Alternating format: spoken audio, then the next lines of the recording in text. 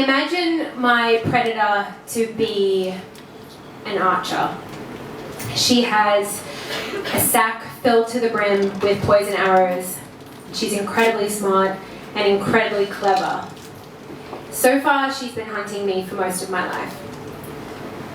Whenever I tell people about her, I usually get one of two responses. Oh my god, I know her too, that's so weird. She always makes me turn the lights on and off like 3 times before I leave the house. It's so fucked. Or yeah, like that Monk show, that detective guy, yeah, that's fucked. Yeah. She first shot me when I was 8 years old, and my parents didn't even know that I'd been hit. Because I was the firstborn, I guess they didn't really think my behaviour was that unusual.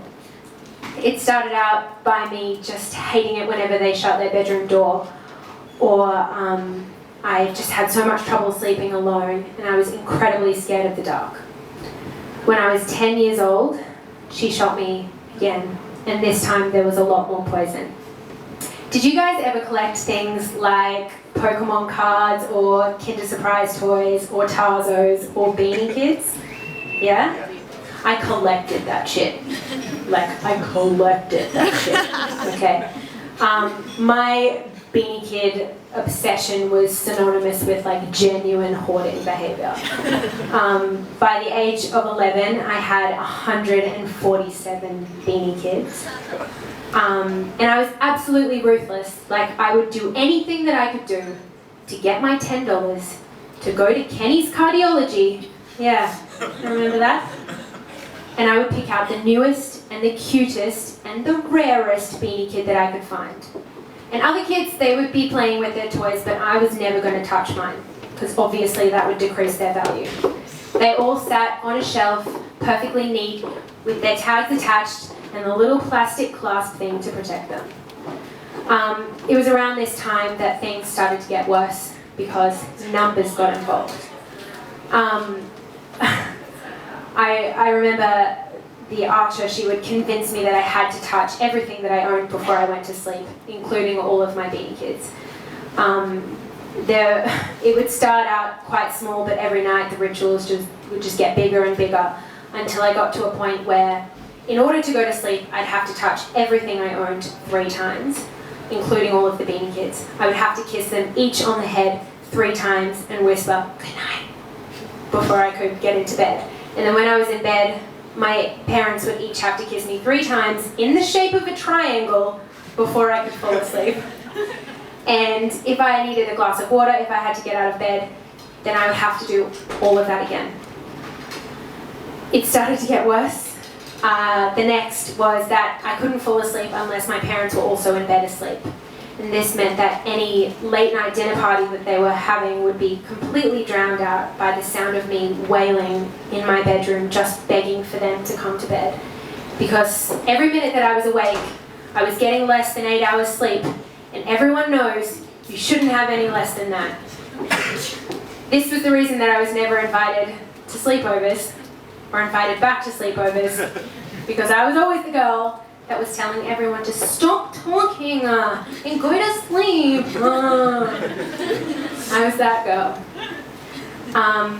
It was around the age of 10 that she shot me with potentially the biggest and the most poisonous arrow of all, one that the poison still can be found within me today. It was an obsession with cleanliness. Now, I can only describe what this was like by referring to the medical comedy show Scrubs.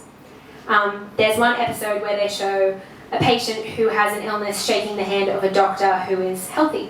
And they showed the patient's hand as bright green, and as he shook the other guy's hand, his hand was green. And that was how I started to see the world. If a book was from the library, that was green, that was dirty. My brother rented that book, my brother was green. My brother sat on the couch was green. I would do anything that I could do to just stay away from anything that I considered dirty. If I had a shower, I would put a towel down on the couch just to stay away from it. I remember standing at the kitchen sink washing my hands, and I had to do it in a certain order. I had to do every single finger a certain amount of times. And then I'd get to the end and half an hour would have passed and it wouldn't feel right, so I'd do it again. And if I'd done it twice, then why don't I just do it 3 times? And I remember looking out the window and looking up at the moon and feeling completely enslaved by my own mind and feeling like that I could never satisfy this completely unsatisfiable voice in my head. As you can imagine, school was really hard.